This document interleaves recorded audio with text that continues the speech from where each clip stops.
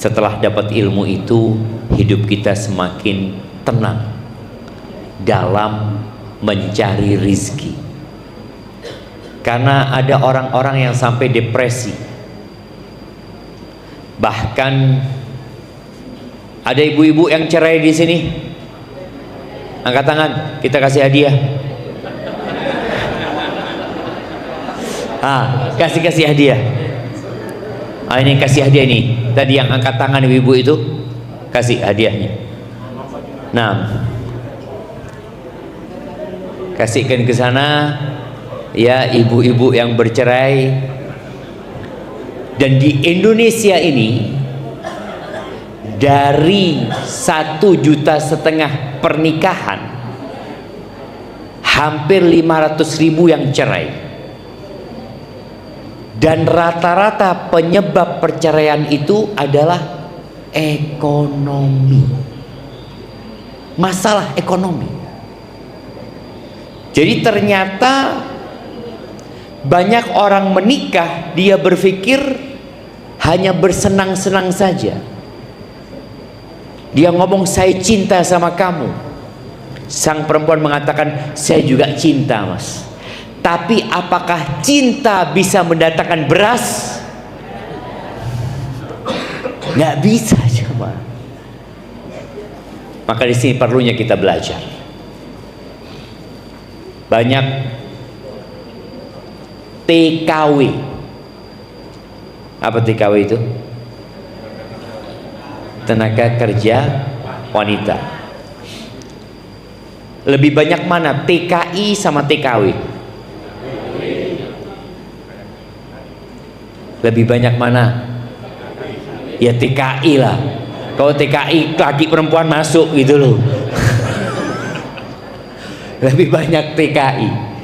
Ya, cuma tadi dominan ternyata banyak perempuan yang meninggalkan keluarganya, meninggalkan suaminya, meninggalkan anak-anaknya. Masalahnya apa?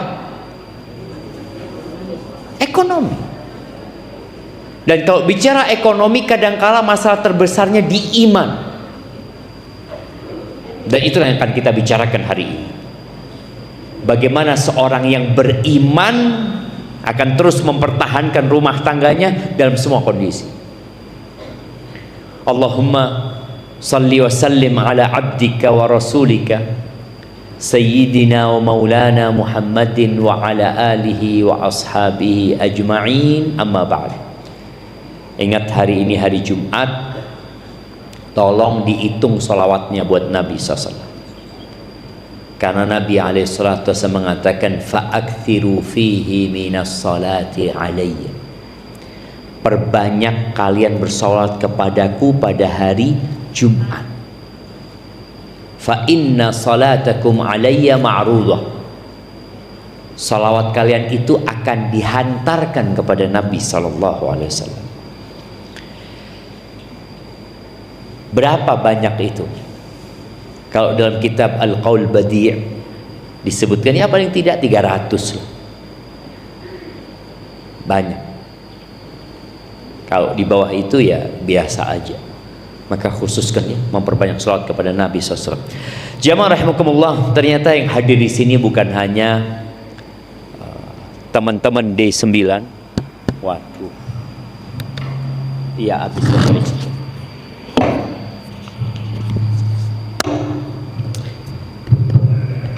Ana yakin panitia tidak ingin memberikan kepada Ana mic yang sudah habis baterai. Tapi itulah rizki Ana. Ketika kita yakin kita nggak akan mudah menyalahkan orang lain, ya sudah, itu takdirnya. Bicara rizki, antum pernah melihat ada burung yang hidup di kutub utara, di es, jemaah. Burung ini hidup di es. Siapa yang ngasih rezeki? Antum melihat ada beruang putih, beruang kutub, yang ketika musim salju dia itu masuk ke dalam gua, bersembunyi di sana. Nanti dia akan keluar dalam kondisi kurus, jemaah. makan, tapi kok bisa hidup dia? Antum melihat burung yang terbang dan burung yang disangkar. Siapa yang memberi makan burung yang terbang? Langsung dia cari makan sendiri. Tapi burung yang disangkar siapa yang kasih makan? Antum. Makanya anak ingat, paman anak cerita dia ke Brunei Darussalam. Dia lihat banyak burung bagus-bagus di sana. Akhirnya dia tangkap burung itu, dia taruh di kandang. Ditanya sama kawannya, kenapa engkau taruh di kurungan itu? Ya, untuk dengarkan suaranya, kata dia. Loh, kalau kau mau dengarkan suaranya, lepas saja dong tiap hari burung itu ke sini. Kita dengar suaranya. Kata paman anak, bener ya. Ada apa anak sibuk kasih makan dia? Sedangkan dia bebas sudah dikasih makan sama Allah Azza wa Jalla. Ahibati fillah, Allah Azza wa Jalla berfirman tentang urusan rizki ini di surat Al-Ankabut. Alhamdulillah. Yahdikumullah yuslih balakum. Ana bersin itu bukan karena keinginan ana, tapi kembali itu adalah takdir Allah Azza wa Jalla. 50.000 tahun sebelum penciptaan langit dan bumi, sebelum ada Nabi Adam alaihi salam, sebelum ada mbah-mbah kita, sebelum ada yang namanya Indonesia, Allah itu menciptakan pena. Lalu Allah memerintahkan kepada pena itu untuk mencatat. Uktub. Pena itu tanya, apa yang aku tulis? Uktub ma huwa kainun ila yaumil qiyamah. Tulislah semua yang akan terjadi sampai hari kiamat. Kembali kepada rizki di surat Al-Ankabut ini, di ayat 60 Allah mengatakan, wa ka'ayyin min dabbatin la tahmilu rizqaha Allahu yarzuquha wa iyyakum wa huwas samiul alim. Dan berapa banyak binatang yang tidak dapat membawa rizki, tidak bisa mengurus rizkinya sendiri. Allahu yarzuquha, Allah yang akan kasih rizki sama dia. Antum kalau melihat binatang itu ada dua. Ada binatang yang menyimpan rizkinya. Seperti apa? Coba sebutkan 3 binatang yang menyimpan rizkinya. Anak kasih hadiah. Angkat tangan yang mau jawab. Bukan ustadz. Ustadz tidak boleh jawab. Lebah, onta. Onta bawa rizkinya di mana? Semut.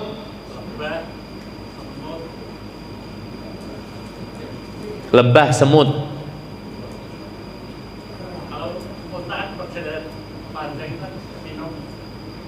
No, enggak. Dia bawa air betul, tapi dia tidak menyimpan makanan yang kalau dia umpamanya.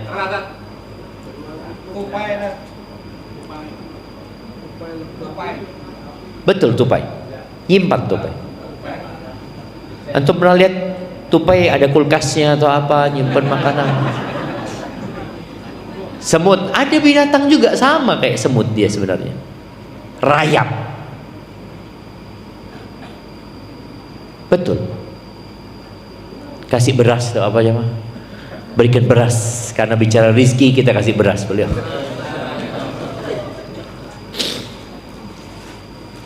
Tapi ada binatang yang nggak ada, dia nggak bisa ngurus rizkinya. Ya dia makan hari itu, dia cari hari itu, makan hari itu.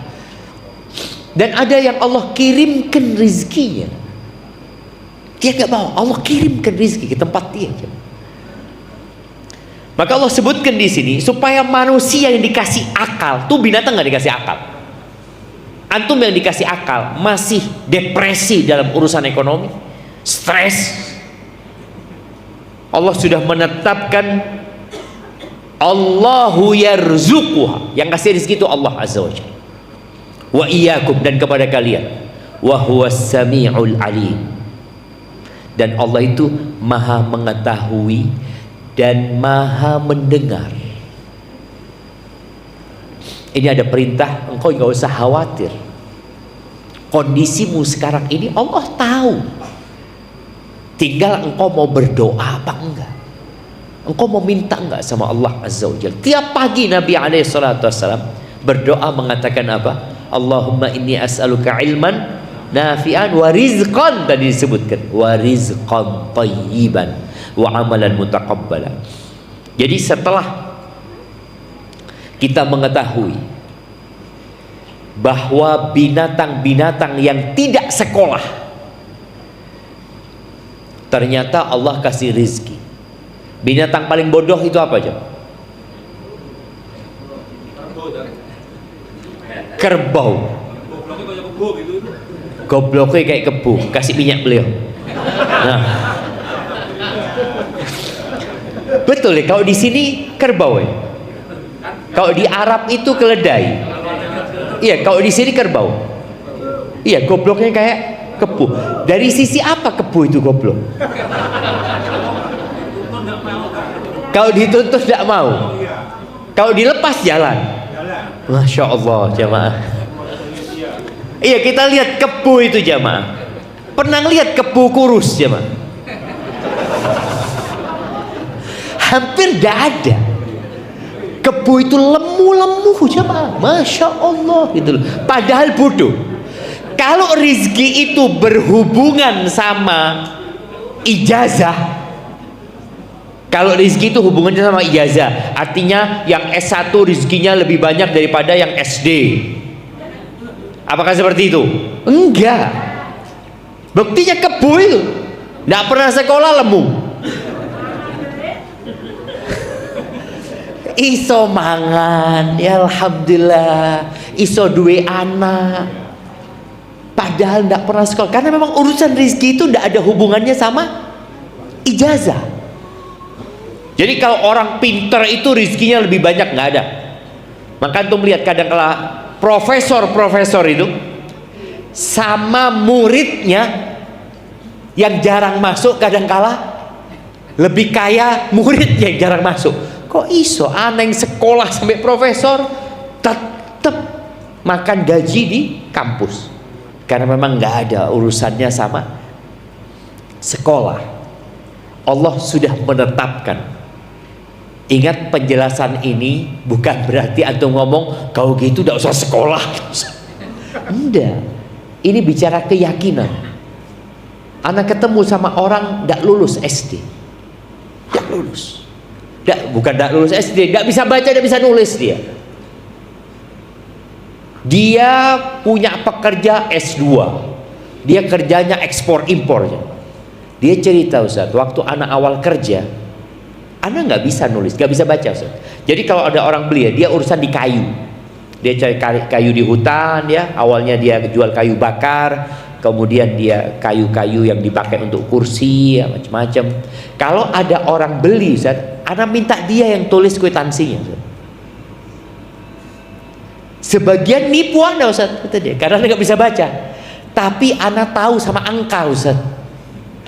Loh, angkanya kok lain ini, kata dia. Kurang nolnya, kurang apa. Dia kaya raya, anak buahnya S1, S2 ya. Padahal bosnya tidak bisa baca, tidak bisa nulis. Karena rizki itu tidak ada hubungan dengan itu. Allah menetapkan rizki sebagai ujian buat hambanya. Apakah rizki itu ada hubungannya dengan iman umpamanya? Artinya kalau orang beriman rizkinya lebih banyak, jamaah? Enggak juga. Kita lihat orang-orang kafir sugi-sugi, sholat tidak pernah. Maka jangan sampai antum akhirnya berhenti sholat. Karena lihat, ana Ustaz sholat 5 waktu di masjid, soft pertama utang tidak lunas-lunas, Ustaz. Itu fulan tidak sholat, Ustaz, usahanya tambah maju. Terus antum mau berhenti sholat, kayaknya anak berhenti sholat aja, nggak ada hubungannya jemaah. Tapi usaha untuk mendapatkan rizki ada jalannya. Nanti kita bicara hal itu. Karena rizki itu ada yang menjadi nikmat, ada yang menjadi azab.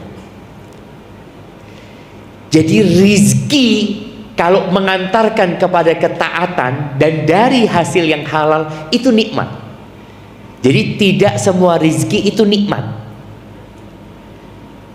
Kalau ternyata antum dapat rizki dari jalan yang haram atau dari jalan yang halal tapi mengantarkan kepada kemaksiatan, itu rizki namanya nikmat.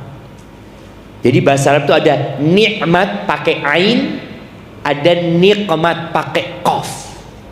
Nikmat itu artinya azab buat antum. Memang sama-sama rizki, tapi rizki itu bukan nikmat dan jadi azab. Kayak orang mencuri, dapat rizki nggak dia? Ana pernah lihat di pabrik roti.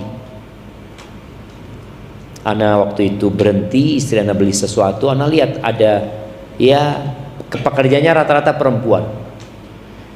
Ketika keluar dari pabrik roti itu, masya Allah jemaah, mereka masih di depan pabrik, itu sudah mengeluarkan roti dari kotannya ya, roti dari perutnya, roti anak dong. Jadi mereka itu ngambil roti ya, dimasukkan ke tubuhnya karena nggak diperiksa sama yang punya toko. Itu rizki enggak? Rizki, tapi dari dan bukan nikmat ya. Ayyuma lahmin nabata min suhtin fannaru aulabi. Daging mana saja yang tumbuh dari rizki yang haram, maka neraka tempat. Semoga antum sudah bisa memahami rizki itu ada yang nikmat, ada yang bukan nikmat. Kemudian rizki itu ada dua. Dari sisi lainnya, ada rizki, kata Ali bin Abi Thalib, ada rizki yang yatlubuka wa tatlubuhu. Ada rizki yang mencari antum, dicari antum sama rizki. Ada rizki yang kita mencarinya. Sebutkan 3 rizki yang mencari kita. Nah, kasih hadiah ibu-ibu sekarang. 3 model rizki yang mencari kita. Kita tidur dibangunin. Sebutkan. Bingung kalau karena kebanyakan. Ya, angkat tangan yang mau jawab supaya ya, silahkan ibu. Rizki sholat. Rizki sholat. Enggak, rizki yang mencari kita. Iya, sebelahnya.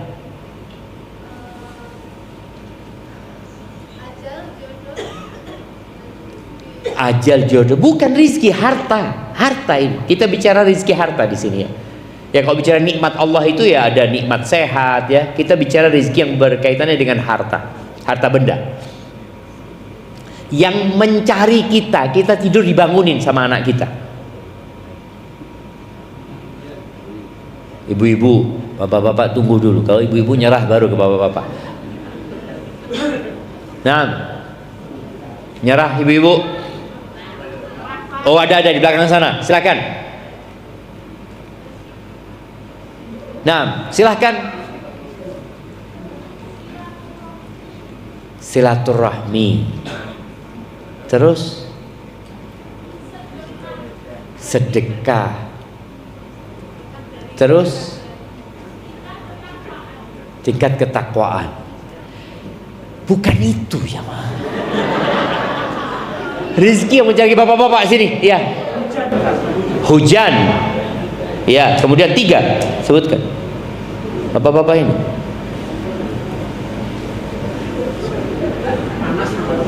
Panas. Nah, matahari. Enggak, rizki itu kan umum ya. Enggak, yang nyari antum. Nyari antum rizki. Oke. Kalau istilah Jawanya di ujung. Di punjung. Apa di punjung ini? Oke, dia terima makanan. Betul, itu kan nyari kita. Yang kedua, sudah hujan itu umum. Yang buat Bapak diundang walimah orang kan? Diundang walimah, akhirnya jawabnya ya sudah kasih minyak. Bapak itu kasih minyak juga. Nah, dan ibu-ibu yang di pojok itu kasih minyak juga nggak apa-apa. Kirimkan ke sana. Nah, jadi rezeki yang mencari kita itu modelnya kayak hadiah. Itu nyari kita. Kemudian bapak mati, rezeki apa bukan?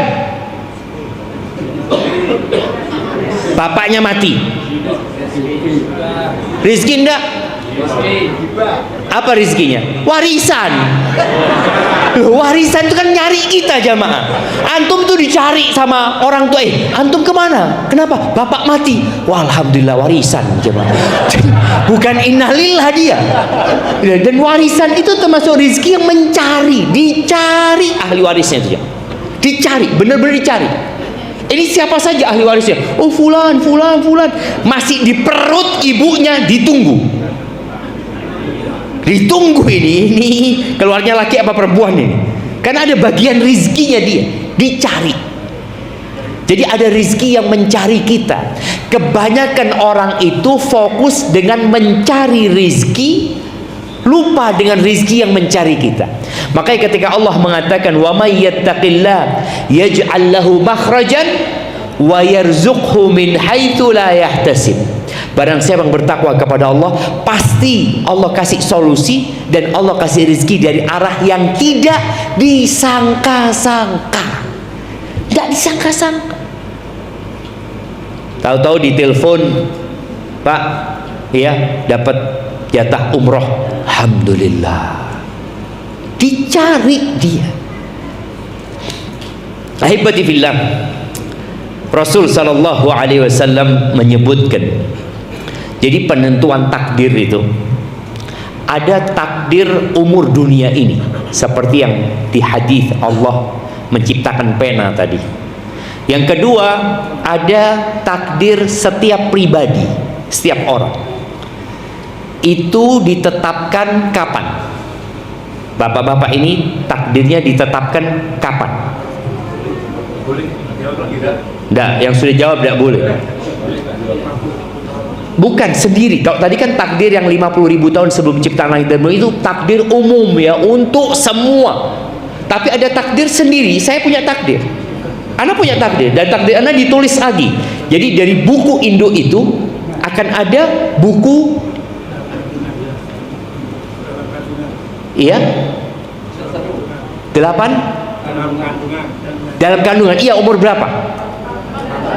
Oh, ini dulu 4 bulan. Loh, 4 bulan. Loh ya apa? Bukan 4 bulan. Oh, 120 hari. Iya betul, 120 hari. Nggak sama, beda. Karena bulan itu nggak selalu 30 hari. Bulan itu yang dari 29. Sedangkan ini 120 hari.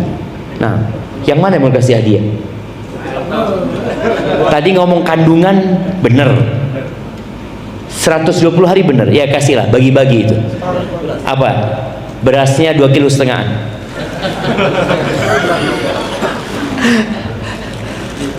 Masya Allah. Ini 2,5 kilo. Oh, 5 kilo. Enggak apa-apa lah, 5 kiloan enggak apa-apa, sudahlah. Nah, rezekinya sudah ya, karena antum ngangkat 2 sudah. Nah, itu termasuk rezeki yang mencari, jemaah. Dicari sama rezeki. Baik. Kata Nabi SAW, inna ahadakum yujma'u fi batni ummihi arba'ina yauman. 40 hari dikumpulkan di perut ibundanya, kemudian dia jadi alaqah 40 hari, jadi mudghah 40 hari, thumma yab'atsullahu malakan. Lalu Allah kirim malaikat. Fayu'mar bi arba'i kalimat. Malaikat ini diperintahkan untuk mencatat 4 hal. Ibu-ibu sebutkan apa 4 hal itu? Iya. Rezeki, jodoh, ajal.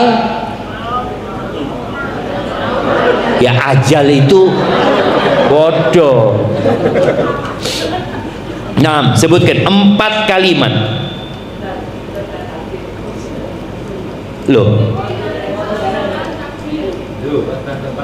Rizki, ajal, amalan, itu semua takdir. Iya, dia masuk surga atau masuk neraka, dia bahagia atau tidak. Kasih minyak 2 orang itu, bagi 2. Masya Allah. Nah, sampai habis hadiahnya kan? Iya. Yang utama terakhir kan? Oh, itu terakhir itu. Nah, baik. Jadi tadi 4 hal jemaah yang sering kita dengar orang itu mengatakan apa? Jodoh. Enggak, dalam hadis ini disebutkan rizki, ajal, amal, dan berkaitan dengan syaqiyun au sa'id. Apakah dia akan menjadi penghuni surga atau penghuni neraka? Allah sudah tetapkan hal itu karena Allah tahu bagaimana perjalanan hidup kita. Jodoh masuk ke rizki juga. Dan ada orang yang jodohnya tidak ada. Ada nggak orang yang sampai mati nggak ada pasangannya? Ada. Berapa banyak anak-anak yang kecil sudah mati? Baru lahir mati. 7 bulan di perut ibundanya mati. Memang nggak ada jodohnya dia. Dalam rizki dia itu nggak ada jodoh. Maka tatkala ini sudah ditetapkan, yang harus kita lakukan adalah mengimani urusan takdir ini. Kalau disebutkan tadi, rizki itu nggak akan salah, nggak akan salah, sama. Ahibati fillah, ada orang-orang yang merasa nggak suki-suki, nggak kaya-kaya. Saya sudah kerja Ustaz 20 tahun, masih ngontrak rumahnya. Siapa yang ngontrak rumahnya? Angkat tangan. Oh, udah ada yang berani ngantuk. Insya Allah sudah punya rumah semua. Nah, doakan semua punya rumah sendiri-sendiri. Nah, walaupun bayar tiap bulan kan, tetap rumahnya dia aja jamaah. Ngontrak itu juga menjadi sesuatu yang membuat orang kadang-kala, kapan aku ya punya rumah ya, motor, mobil, lihat temennya ganti motor baru. Dia punya motor tapi lama motornya. Sedangkan dia untuk beli yang baru nggak mampu. Apa yang dilakukan oleh sebagian orang? Kredit. Kredit itu boleh apa enggak? Boleh apa enggak? Syaratnya apa? Tidak riba. Syaratnya tidak ada denda di situ, tidak ada bunga. Ya kredit. Yang namanya jual beli HP umpamanya 15 juta, kredit 25 juta umpamanya, ya sudah sampai kapanpun harganya tetap 25 juta. Nggak ada ceritanya naik. Tapi sebagian orang melakukan riba. Penyebabnya apa tadi? Karena dia merasa ya nggak bisa saya kalau nggak riba, Ustaz. Atau sebagian orang sekarang ini ada 2 penyakit di masyarakat Indonesia. Yang satu namanya judol, yang 2 namanya pinjol. Dan judol sama pinjol ini kayaknya koncoan. Kalau sudah kalah judi, pinjolnya datang. Pernah ngelihat orang kaya karena judol? Tidak ada.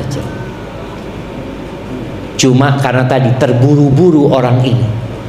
Gajian di D9 berapa gajian?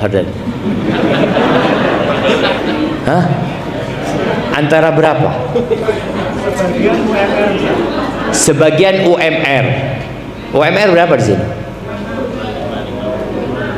2.550.000, Masya Allah. Kira-kira kalau gajinya 2.550.000, kapan punya rumah? Kapan punya rumah jemaah? Nunggu bapak mati. Nunggu bapak mati baru punya rumah. Ngenteni warisan. Kadang-kadang dia mengatakan 2.550.000. Kalau ana judi bisa jadi dapat 250 juta. Bismillah. Bismillah lagi jemaah judi. Kalah. Stres, pinjol datang. Tenang, saya menyelamatkan kamu. Enggak ada. Pinjol itu ingin menjerumuskan kita lebih dalam lagi. Nabi SAW pernah memanggil para sahabatnya. Halumma ilayya ayuhan nas. Kemari kalian. Nabi hendak menyampaikan sesuatu. Yang sesuatu ini memang menjadi kecemasan manusia. Kita itu cemas dengan masa depan. Nanti gimana saya? Kira-kira saya akan menikah atau tidak? Kalau saya menikah, kira-kira pernikahan itu akan langgeng atau akan perceraian nantinya. Soalnya saya lihat bapak ibu saya cerai. Sebagian orang itu kan takut dengan masa depan. Maka Nabi SAW memanggil para sahabatnya. Kumpullah para sahabat itu. Lalu Nabi menyampaikan kepada mereka, Inna ruhal qudus nafatha fi ru'i. Sesungguhnya Jibril alaihissalam itu menghembuskan di dalam jiwaku sebuah pesan, anna nafsan lan tamut hatta tastakmila ajalaha wa tastau'iba rizqaha. Gak akan mati orang itu sampai ajalnya selesai dan rizkinya sempurna. Gak bakalan mati. Makanya banyak kejadian dalam kehidupan kita. Ada orang yang sakit parah tahu-tahu sembuh di rumah sakit ya. Tahu-tahu dia sadar, ya Allah, seneng. Keluarga yang mengatakan, ya Allah bapak kepingin apa, ini itu. Saya itu kangen sama rondo apa? Royal. Bapaknya ini sadar kepingin rondo royal. Oh bismillah, berangkat ke D9, berangkat dibawakan rondo 9, makan rondo 9. Rondo royal, makan rondo royal, mati. Ternyata rizki terakhirnya dia rondo royal harus masuk ke tubuhnya. Kalau nggak masuk, nggak mati dia jemaah. Seperti itu. Rizki itu akan sempurna. Loh, kalau yang di brankas besi yang di ATM-nya bukan rizki dia. Tadi rizki anak-anaknya tadi. Rizki yang mencari anak-anaknya. Makanya sebagian anak itu nunggu mati orang tuanya, ternyata dia mati duluan. Akhirnya yang dapat warisan siapa? Bapaknya yang dapat warisan dari anaknya, bukan anaknya.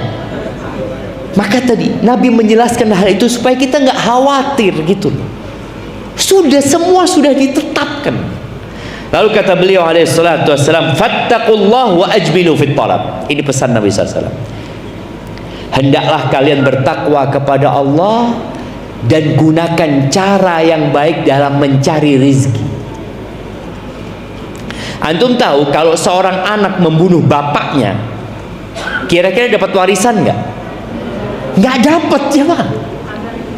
Nggak dapat warisan dia. Karena rizki ini memang nggak bisa dicari. Rizki ini harus mencari kamu. Kalau engkau mencari malah nggak dapat. Maka Nabi menyebutkan wa ajmilu fit talab sallallahu alaihi wasallam. Hendaklah kalian menggunakan cara yang indah dalam mencari rizki. Wala yahmilanna ahadukum istibta'ur rizq. Jangan sampai ya gara-gara merasa rizkinya lambat ala ayatlubahu bi ma'siyatillah, kemudian dia mencari rizki itu dengan maksiat kepada Allah azza wajalla. Contohnya tadi main judi, Dan main judi itu dulu orang itu malu mau main judi. Biasanya orang kalau main judi itu di mana?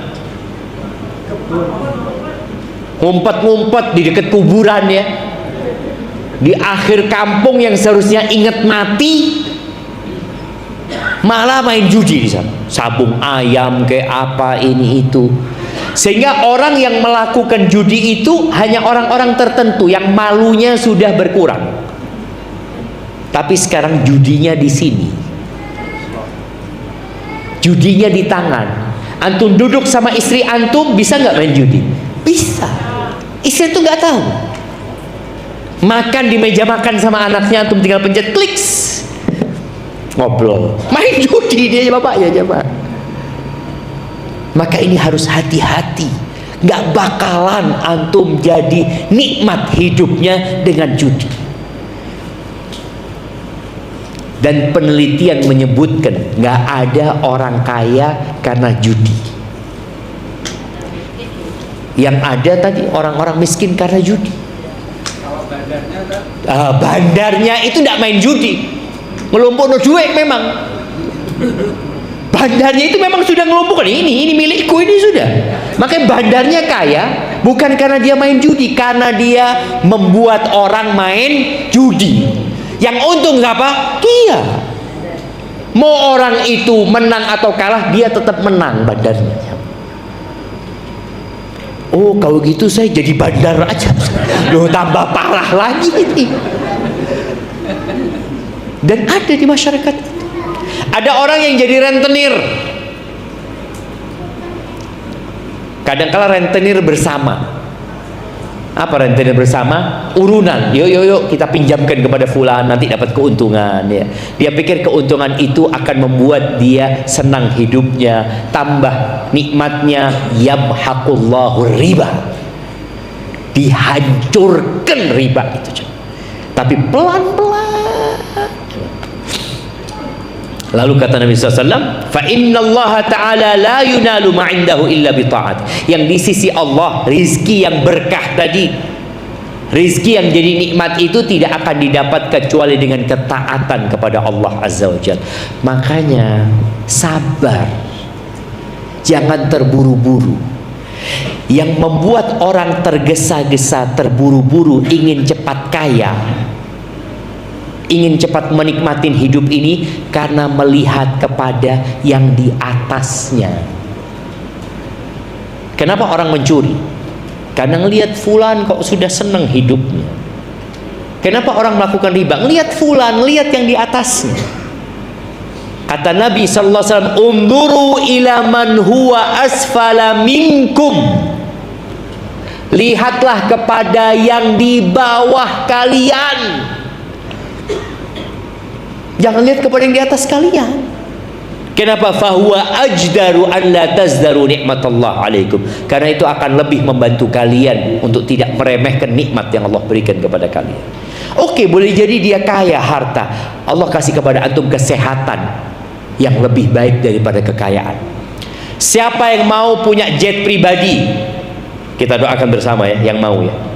Punya jet pribadi, punya uang 1 triliun, punya istri 4, amin, tapi stroke. Ayo, ada yang amin. Apa gunanya? Apa gunanya antum? Punya jet pribadi, uang 1 triliun, punya istri 4, tapi antum stroke. Jalan tidak bisa, cuma di atas ranjang. Milih mana antum? Tetap kerja di D9 sehat, gaji UMR. Milih yang pertama apa yang kedua? Yang pertama dan sehat kan? Oh lihat kan, yang pertama sehat, maunya kayak gitu, tapi realitanya nggak kayak gitu. Realitanya nggak kayak gitu. Makanya kadang-kadang kita lihat orang-orang sukses itu dikasih sakit sama Allah. Antum lihat, oh masya Allah. Jadi kondisi manusia, ketika dia muda sehat, dia gunakan kesehatannya untuk mencari rezeki. Ketika dia sudah dapat rezeki yang banyak, dia gunakan rezekinya untuk mencari kesehatan. Lihat antum, kebalikannya. Ada teman cerita dia punya kawan, kaya raya di Jember itu, kaya raya. Dia sakit berobat ke Singapura, ada masalah. 2 minggu, 2 pekan di Singapura, habis 15 M ya. Pulang sakit, tetap sakit, bukan 15 M sehat, enggak, tetap sakit. Cuma mendingan lah sakitnya gitu loh jamaah ya. Milih mana tuh? Sehat jamaah. Cuma kadangkala kita nggak mensyukuri nikmat sehat itu, akhirnya diambil sama Allah nikmat sehat. Karena antum berpikir harta, akhirnya dikasih harta, diambil sehatnya, antum baru sadar, oh iya ya. Tapi sudah terlambat. Orang kalau kehilangan harta, insya Allah masih bisa dicari. Tapi kalau sudah sehatnya diambil, kadangkala sulit untuk dikembalikan. Itu bedanya harta sama sehat. Aibati fillah, Rasul sallallahu alaihi wasallam mengajarkan kepada kita sebuah pesan, dan pesan ini diberikan kepada keponakannya, kepada sepupunya yang masih muda belia, Ibnu Abbas. Dan tolong para orang tua juga menanamkan kepada anak-anaknya pesan ini. Jangan cuma anak itu dikasih pesan, nak sekolah nak, belajar nak, jadilah orang pinter supaya kamu sukses.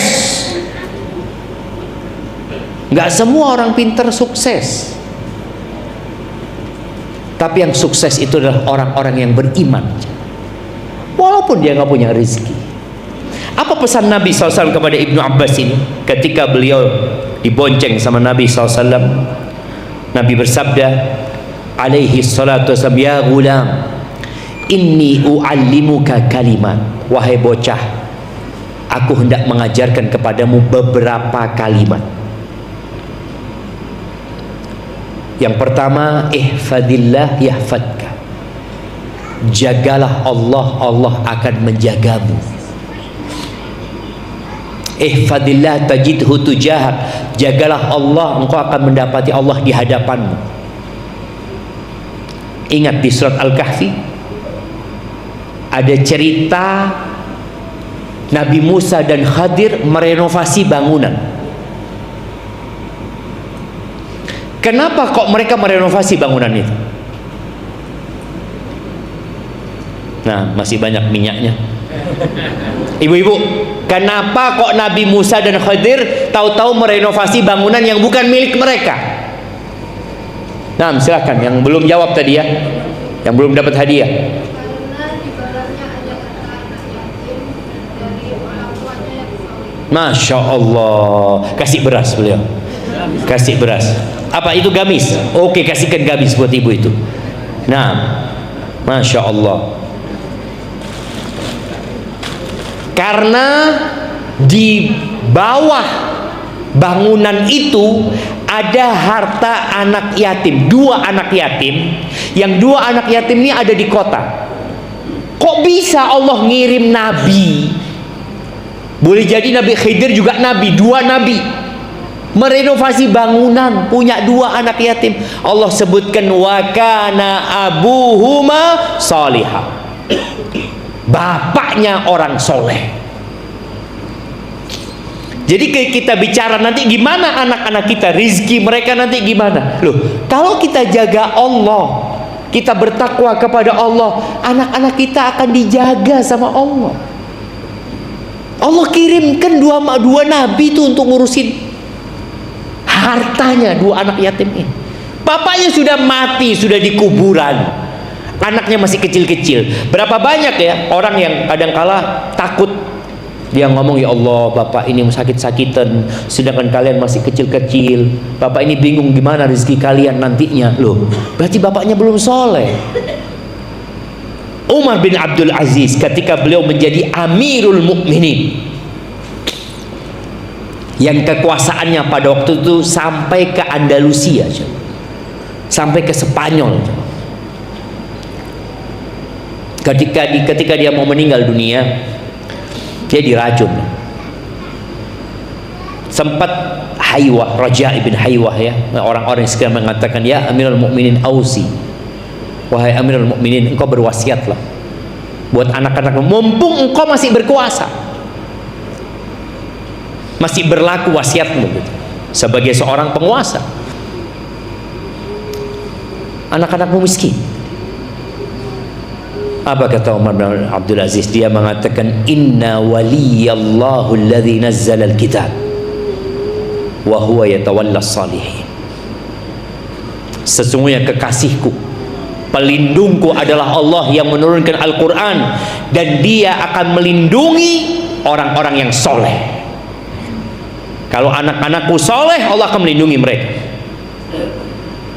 Meninggal Umar bin Abdul Aziz, ana lupa ya, warisan yang ditinggalkan itu 11 dirham atau 18 dirham yang dibagikan ke beberapa anak. Tapi subhanallah, lewat berapa tahun anaknya itu bisa bersodakoh 70 ekor kuda. Allah kasih rizki yang berkah kepada anak-anaknya. Berbeda dengan anaknya khalifah-khalifah yang sebelumnya atau yang sesudahnya. Ketika bapaknya mati, anaknya kaya raya, setelah itu anaknya minta-minta di pinggir jalan. Jatuh rizki. Maka tolong jagalah Allah, Allah akan menjagamu. Allah menjaga kita, menjaga istri kita, menjaga keluarga kita, dan menjaga anak-anak kita. Maka para suami yang berzina di luar, tidak menjaga Allah Azza wa Jalla, boleh jadi istrinya berzina di rumah, karena Allah tidak menjaga. Maka dimanapun engkau berada, jagalah Allah. Baik, kemudian kata Nabi SAW, idza sa'alta fas'alillah. Kalau engkau meminta, mintalah kepada Allah. Wa idza sta'anta fasta'in billah. Kalau engkau mau minta tolong sama Allah. Jadi bapak, ibu, tolong anaknya diajarin, nak, kalau engkau butuh sesuatu, ingin sesuatu, minta sama Allah, nak. Engkau kepingin jadi apa di masa depan nanti? Yarhamukallah. Engkau ingin sekolah di mana, nak? Minta sama Allah, nak. Kadang-kala orang tua itu ngajarin anaknya, kalau engkau butuh apa-apa, ngomong sama abah. Lu jangan. Engkau butuh apa-apa, minta sama Allah. Sehingga Allah kasih rezeki abah, Allah gerakkan hati abah, abah bisa bantu. Dan boleh jadi Allah kasih rezeki engkau nggak lewat abah juga. Allah subhanallah jamaah. Bicara rezeki itu. Anak punya anak itu, tahu-tahu WA dia. Bah, anak dapat rezeki. Apa? Anak dapat tab. Kata dia, masya Allah, lengkap dengan semuanya. Kira-kira harga berapa? Anak tanya. Kira-kira 35 jutaan apa? Masya Allah, nah. Bapaknya nggak mungkin beliin dia itu. Bapaknya, tapi tadi ada rizki yang mencari, dicari sama rizki. Maka ajarkan kepada anak kita, jangan cuma melihat kepada bapaknya, cuma bapaknya yang bisa berbagi sama dia, yang bisa ngasih dia. La, innallaha huwar razzaq dzul quwwatil matin. Sesungguhnya Allah lah yang memberikan rizki, bukan bapak. Dan kita juga harus tahu, istri kita nggak makan rizki kita, sebagaimana anak kita tidak makan rizki kita. Mereka makan rizki mereka sendiri. Maka Allah mengatakan, nahnu narzuquhum wa iyyakum. Kami yang kasih rizki kepada anak-anak kalian dan kepada kalian. Maka tolong sampaikan kepada anak, nak, kalau kau minta sama Allah, minta tolong sama Allah. Setelah itu silahkan mau ngomong sama orang tuanya, nggak ada masalah. Tapi tetap dia harus punya akidah dan keyakinan hanya Allah yang bisa membantu dia. La haula wa la quwwata illa billah. Lalu kata Nabi sallallahu alaihi wasallam, wa'lam anna al-ummata law ijtama'at ala an yanfa'uka bi syai', ketahuilah, kalau seluruh umat manusia ini bersatu padu untuk memberikan manfaat kepadamu, seluruh penduduk Indonesia plus di dalamnya ada Pak Prabowo sebagai presiden, dan menteri-menterinya, semua ingin memberikan manfaat kepadamu, ingin engkau menaik jabatannya.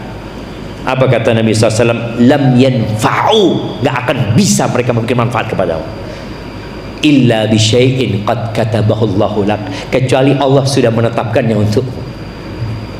Urusannya itu di tangan Allah. Kita kenal mengatakan urusannya fulan ini, nggak ada. Urusannya di tangan Allah. Kemarin waktu kita berangkat ke Palestina, ana izin minum jemaah.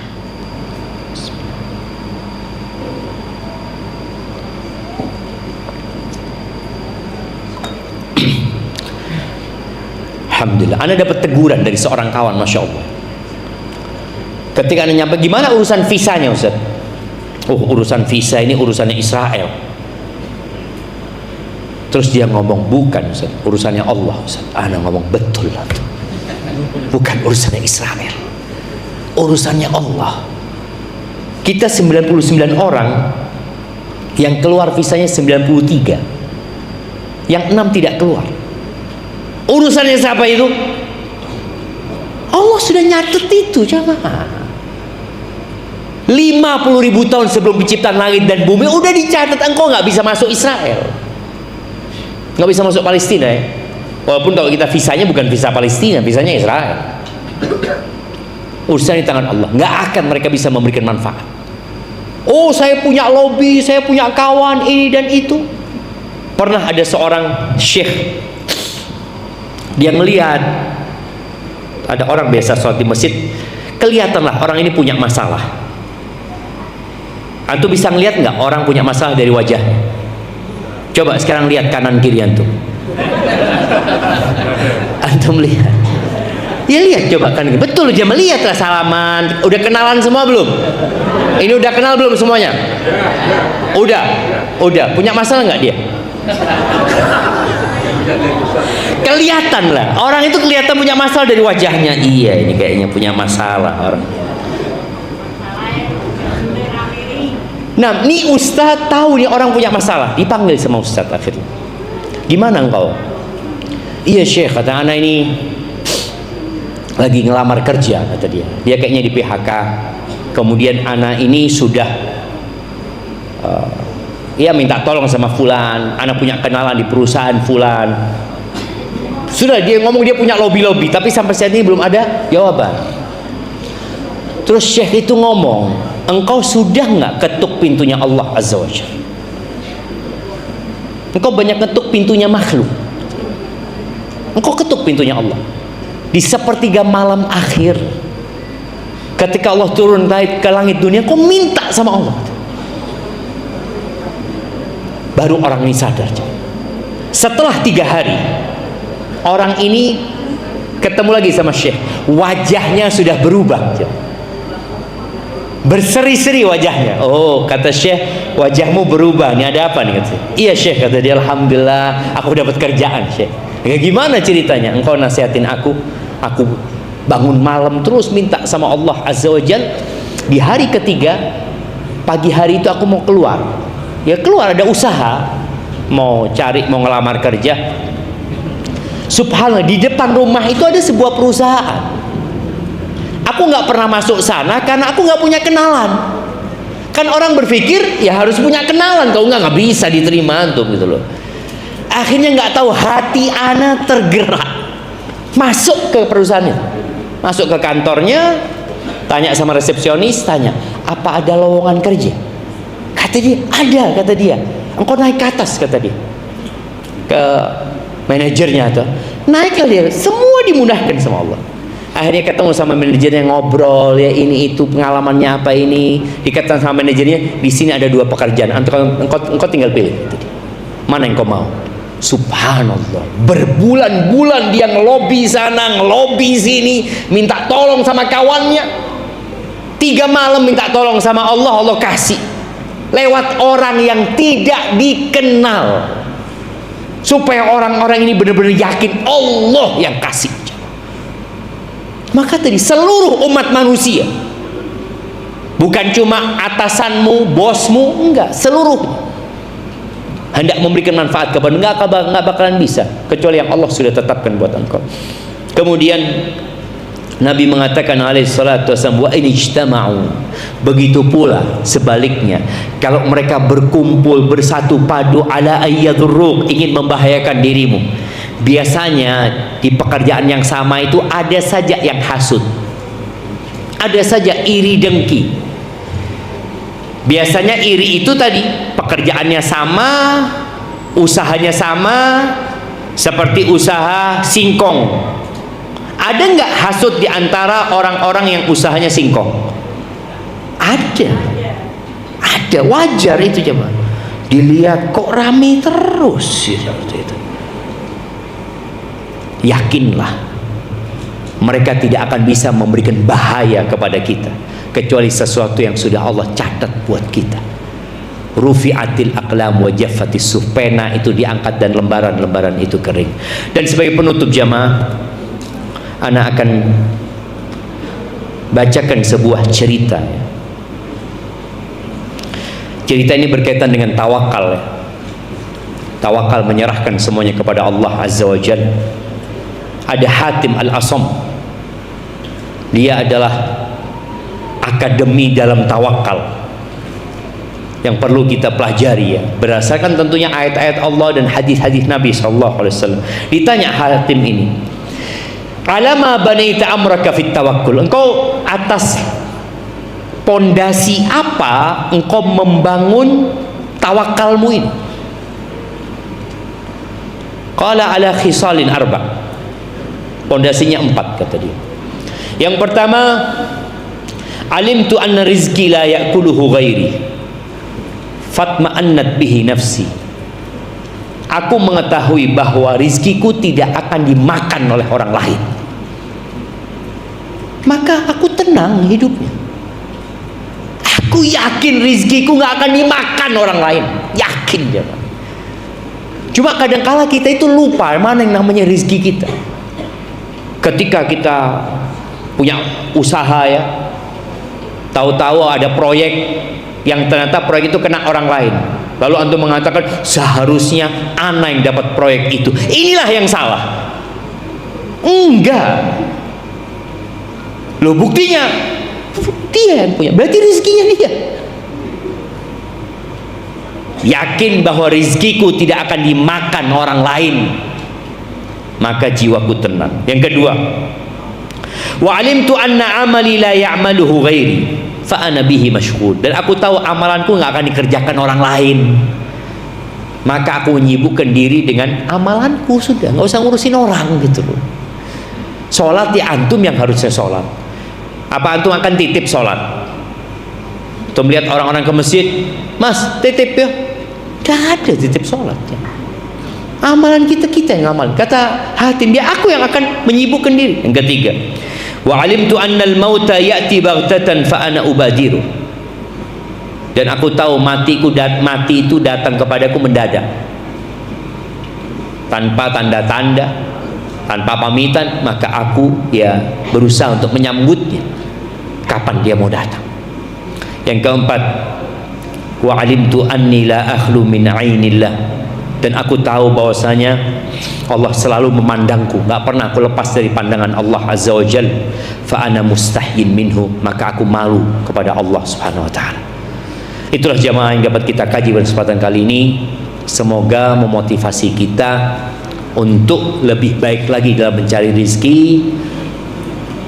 Hadza wallahu a'lam bishawab. Tafadhal kalau ada pertanyaan.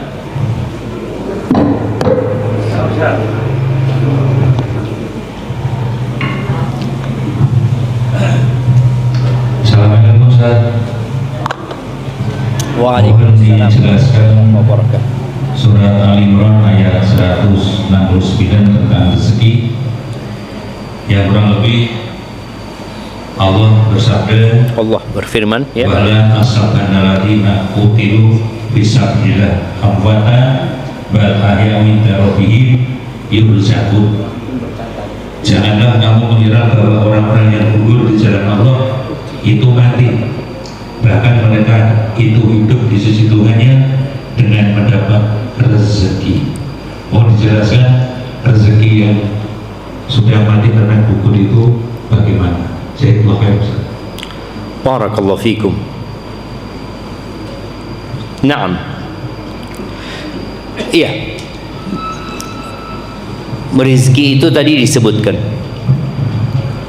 Ada rizki yang jadi nikmat, ada rizki yang jadi nikmat, jadi azab. Dan rizki itu ada yang di dunia dan ada yang di akhirat.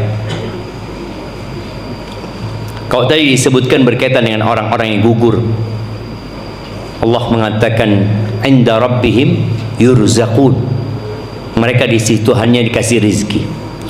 Di surat Thaha ayat 131 Allah mengatakan wala tamuddanna ainaika ila ma matta'na bi azwajan minhum zahratal hayatid dunya linaftinahum fi. Allah mengatakan engkau jangan palingkan kedua matamu kepada orang-orang yang Allah kasih harta dalam kehidupan dunia ini. Allah senangkan dia dengan rezeki yang banyak di dunia ini. Itulah bunga kehidupan dunia. Apa kata Allah? Linaftinahum fi. Yang tujuannya adalah untuk menguji mereka dengan rezeki itu. Fitnah harta itu, coba. Innama amwalukum wa auladukum fitnah. Lalu Allah mengatakan wa rizqu rabbika khairun wa abqa. Dan rizki Tuhanmu adalah lebih baik dan lebih kekal. Ini yang dimaksud dengan tadi di ayat tadi, inda rabbihim yurzaqun, adalah rizki yang di akhirat sana. Maka disebutkan bahwa orang-orang yang mati syahid itu ruh mereka ada di perut burung-burung yang berwarna hijau. Arwahus syuhada fi jawfi tairin khudrin tasrahu fil jannah haitsu tasha. Jadi orang-orang yang mati syahid itu ruhnya ada di rongga burung-burung yang berwarna hijau di surga. Dia terbang kemana-mana saja semaunya dia. Nanti kemudian mereka akan istirahat, ya, akan bersenang-senang di cantolan-cantolan, ya, fi qanadil, seperti lampu yang digantungan-gantungan yang di bawah arsy Allah Azza wa Jalla. Jadi itu yang dimaksud dengan rizki yang diberikan kepada orang-orang yang mati syahid, dan itu lebih kekal dan lebih abadi. Kalau kita lihat, ya, semua nikmat dunia ini itu terbatas, dan kenikmatan itu berbalut dengan kesusahan. Contoh, makan. Antum ketika makan dan minum yang enak, apa yang antum pikirkan setelah makan dan minum? Toilet. Antum berpikir ingin mengeluarkan yang baru saja antum masukkan ke sini, mau dikeluarkan. Itu di dunia. Makanya di surga nggak ada toiletnya. Nggak ada toilet di surga. Kenapa? Karena semua makanan itu jadi manfaat. Sedangkan di dunia makanan itu sebagian harus dibuang karena nggak bermanfaat. Bahkan sebagian makanan membahayakan. Di surga nggak ada yang membahayakan. Kulu washrabu hanian bima kuntum ta'malun, ya. Seperti itu. Hadza wallahu a'lam bissawab. Seperti itu kira-kira.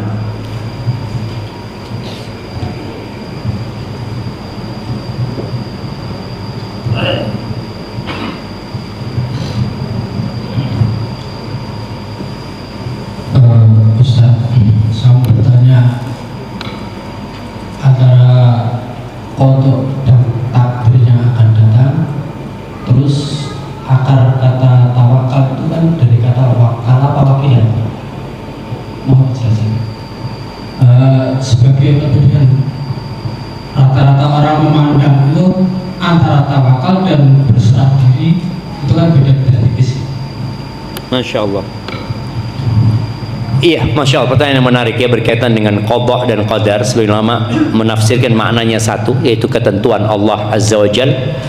Qadar bisa jadi disebutkan takaran yang ditakar, yang kemudian ditetapkan buat hambanya. Kalau bicara tawakal, dari asal kata tawakkala yatawakkalu, ya, yang kalau mungkin asal katanya wakala yakilu, ada namanya taukil, mewakilkan seseorang. untuk mengejarkan sesuatu namanya. Sedangkan bicara tawakal, apa sih artinya tawakal itu? Kalau mungkin diterjemahkan berserah diri ya, bahasa Indonesianya, apakah sama tawakal sama berserah diri? Jadi tawakal itu mengandung dua unsur. Yang pertama adalah athiqatu billah. Athiqatu billah, yaitu yakin sama Allah, kemudian menyerahkannya sama Allah. Di dunia ini kadangkala kita menyerahkan sesuatu kepada orang yang kita nggak yakin sebenarnya. Antum yakin sama fulan? Ya, tidak ada orang lain gitu. Kita menyerahkan satu urusan kepada fulan bukan karena kita yakin, tapi karena memang nggak ada orang lain yang bisa menyelesaikan. Fulan antum kasih tugas itu, ya sudah bismillah lah. Dia memang ya masih belum berkompeten, tapi nggak ada orang lain lah, dia yang jalan. Itu kita menyerahkan kepada dia. Sedangkan tawakal ini yakin,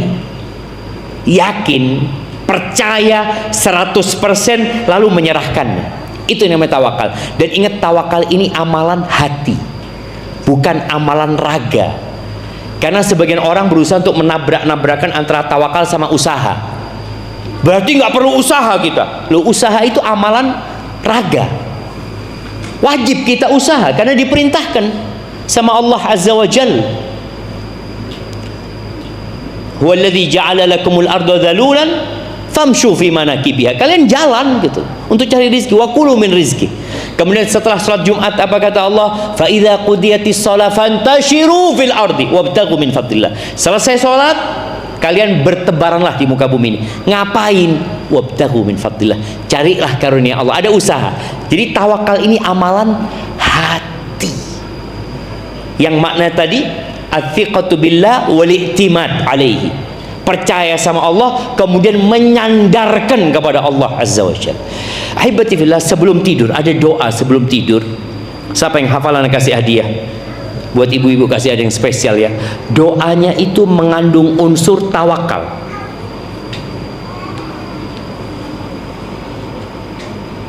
Sebelum tidur kita menyerahkan semuanya kepada Allah. Siapa yang hafal doa? Ya, ana kasih awalannya. Bismillahirrahmanirrahim amutu wa ahya. Yaitu doa sebelum tadi, bukan itu. Doanya dimulai dengan Allahumma inni aslamtu nafsi ilaik.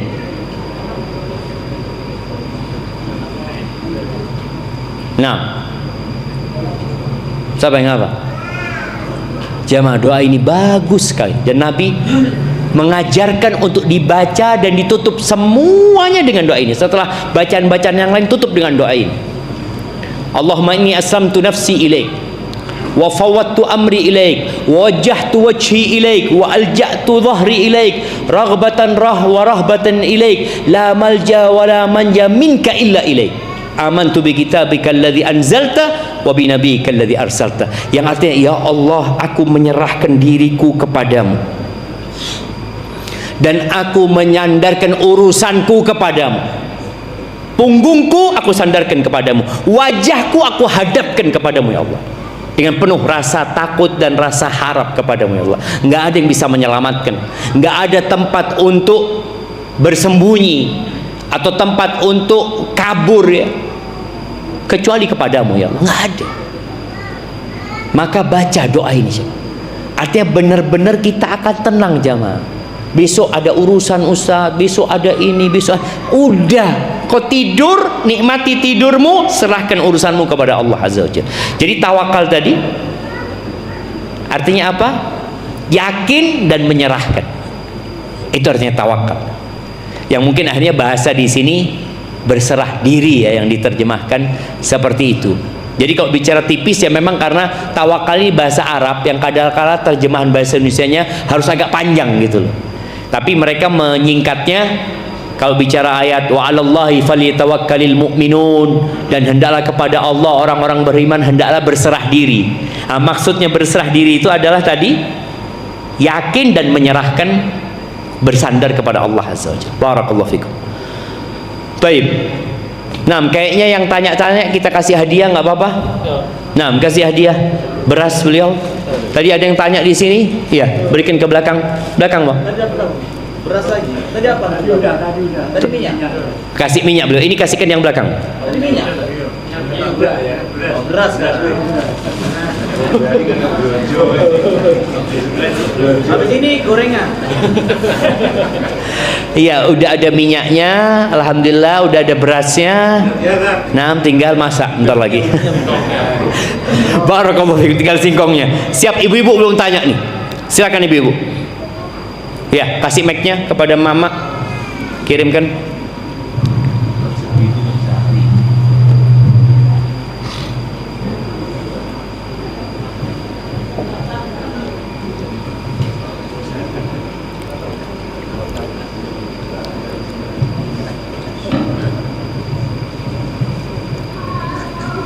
Assalamualaikum warahmatullahi wabarakatuh. Waalaikumsalam warahmatullahi wabarakatuh. Bismillahirrahmanirrahim. Izin bertanya Ustaz. Nah, Tadi seperti yang Ustaz sampaikan mengenai takdir bahwa sudah ditentukan sejak di dalam kandungan dengan usia 120 hari terkait dengan rezeki, amal, ajal, dan takdir. Ustaz menyampaikan bahwa takdir manusia itu nanti mau masuk surga atau mau masuk neraka sudah tercatat. Yang saya tanyakan, apabila seseorang itu ditakdirkan masuk neraka, tetapi karena ketakwaannya, ikhtiarnya, dia selalu berbuat kebaikan, apakah bisa takdir yang tadinya seseorang itu ditakdirkan masuk neraka bisa masuk ke surga? Demikian Ustaz, terima kasih. barakallahu fiik. Waalaikumsalam warahmatullahi wabarakatuh. Iya, jadi pertanyaan tentang takdir ini kadangkala membuat kita agak bingung ya. Para ulama meringkaskan pembahasan takdir ini dalam 4 hal.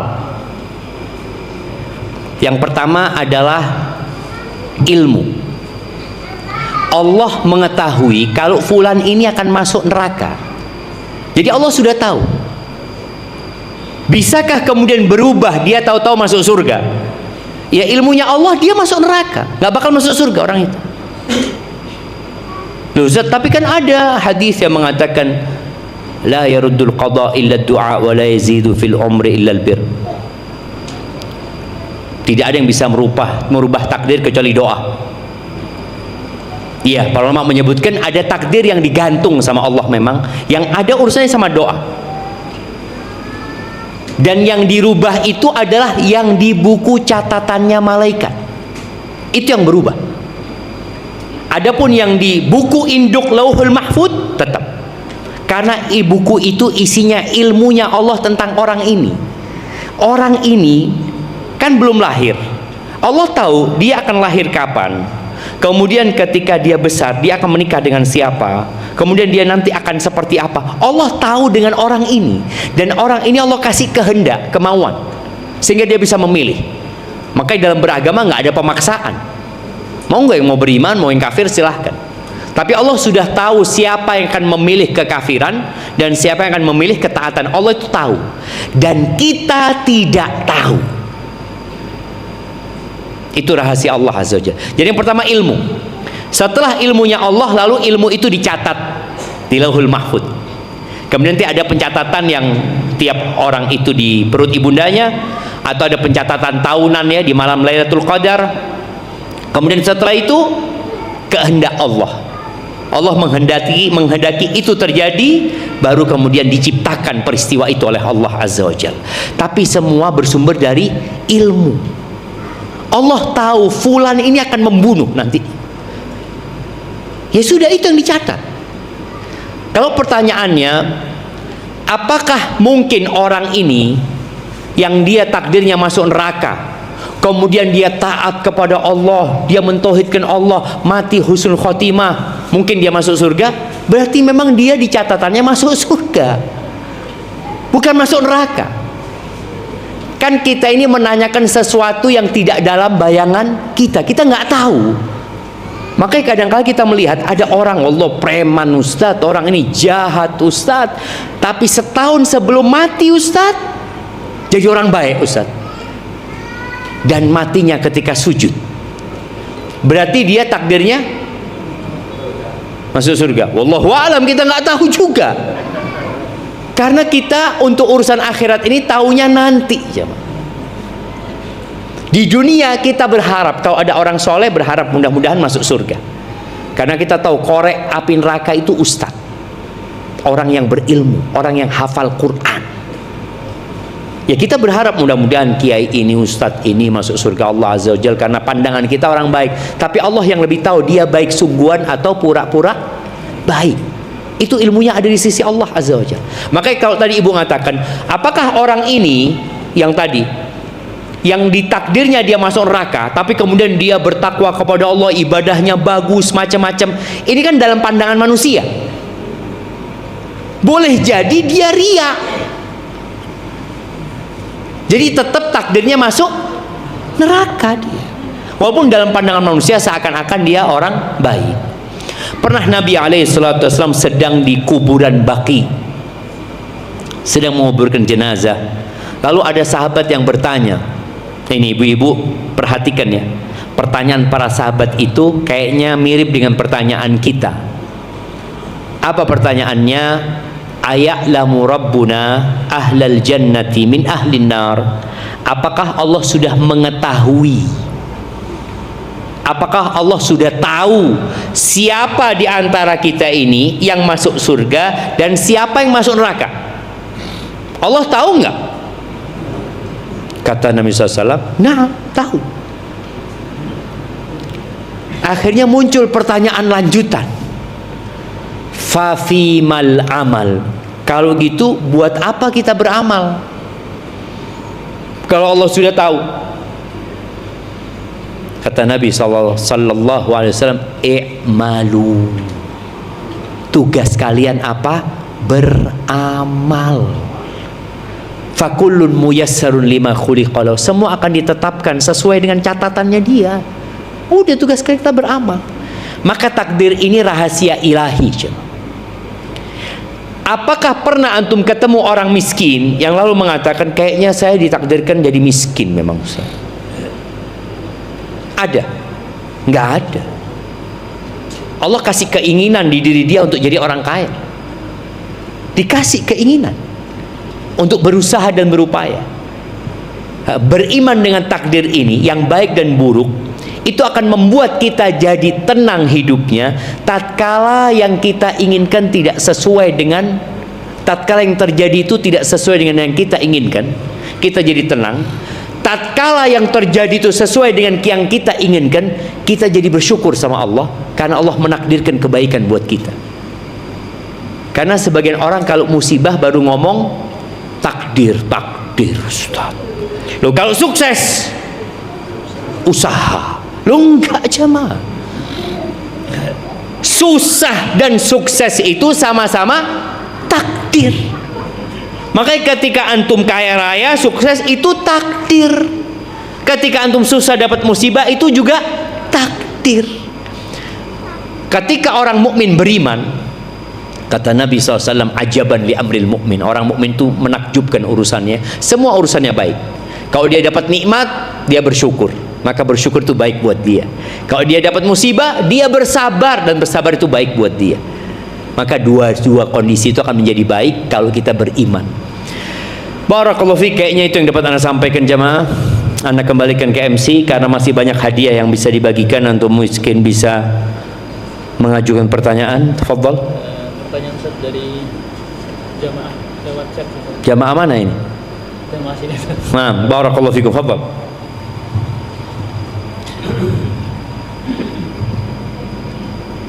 Kelahiran dan ajal adalah ketetapan Allah yang bersifat mutlak. Bagaimana dengan usaha manusia?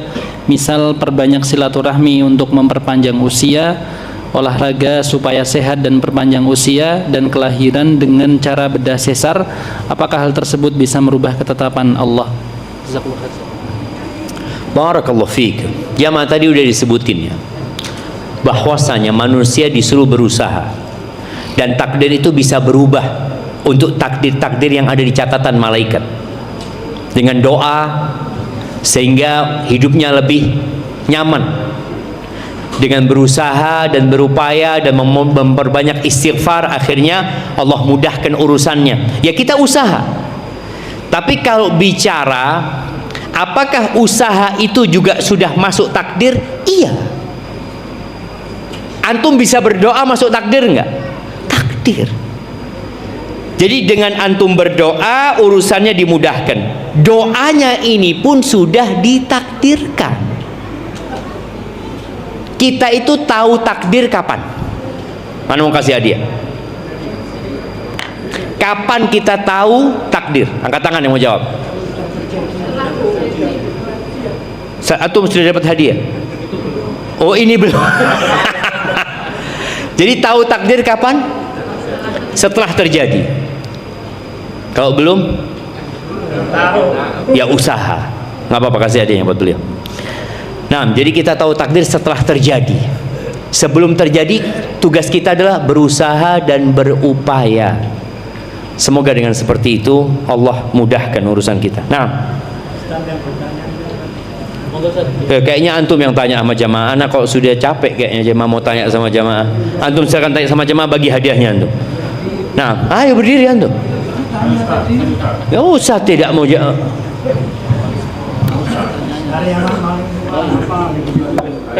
Pertanyaan karyawan paling usianya paling lanjut dari bapak-bapak, monggo. Dari ibu juga silakan. Silakan Pak. Berapa usianya? Usianya berapa? 68. Ada yang lebih sepuh dari 68. Oh iya, dari ibu 70. Dari ibu. Pintar ibu.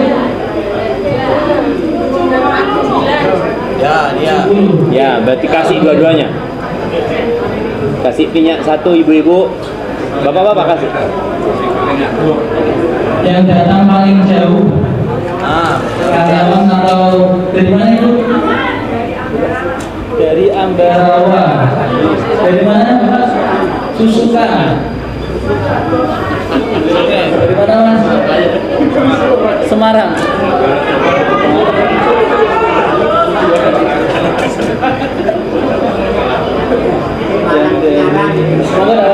Yang Ambarawa. Yang Ambarawa. Kasih hadiah. Apa perempuan? Gamis.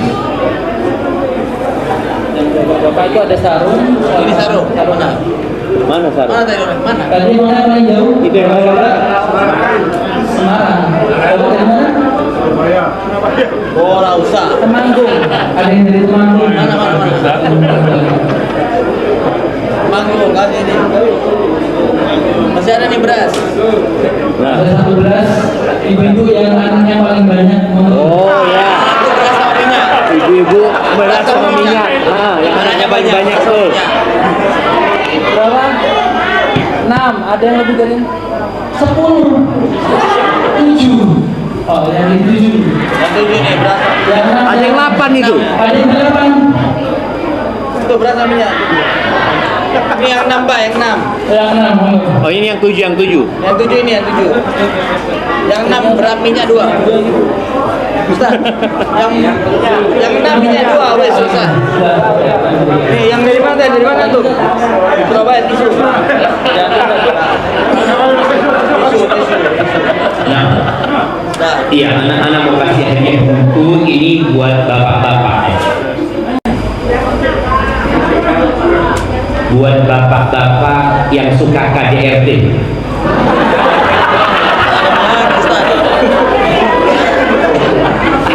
Kasih buku ini.